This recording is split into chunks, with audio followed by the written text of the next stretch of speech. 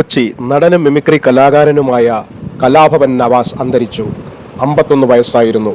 ചോറ്റാനിക്കരയിലെ ഒരു ഹോട്ടൽ മുറിയിൽ നടനെ മരിച്ച നിലയിൽ കണ്ടെത്തി. ഒരു സിനിമയുടെ ഷൂട്ടിംഗ് പൂർത്തിയാക്കിയ ശേഷം നവാസ് ഹോട്ടൽ മുറിയിലേക്ക് മടങ്ങിയിരുന്നു. കലാഭവൻ നവാസിൻ്റെ പിതാവ് ചലച്ചിത്ര നടൻ അബൂബക്കറാണ്. മിമിക്രി മേഖലയിലാണ് അദ്ദേഹം സിനിമാ ലോകത്ത് പ്രവേശിച്ചത്. 1995 പുറത്തിറങ്ങിയ ചൈതന്യം എന്ന ചിത്രത്തിലൂടെയാണ് നവാസ് അരങ്ങേറ്റം കുറിച്ചത്. പിന്നീട് നിരവധി സിനിമകളിൽ ചെറുതും വലുതുമായ വേഷങ്ങൾ അദ്ദേഹം അവതരിപ്പിച്ചു. മുതിർന്ന സംവിധായകൻ ബാലു കരിയത്ത് 38 മിമിക്രി ആർട്ടിസ്റ്റുകൾക്കൊപ്പം മിമിക്സ് ആക്ഷൻ 500 എന്ന ചിത്രത്തിലൂടെയാണ് അദ്ദേഹം ആദ്യമായി ശ്രദ്ധേയനായത്. തില്ലാന തില്ലാന, മായാജാലം, ജൂനിയർ മാൻഡ്രാക്ക്, മൈലാഞ്ചി, മുഞ്ചുള്ള വീട്, കസ്ബ, മാട്ടുപ്പെട്ടി മച്ചാൻ എന്നിവയാണ് നവാസ് അഭിനയിച്ച ചലച്ചിത്രങ്ങൾ.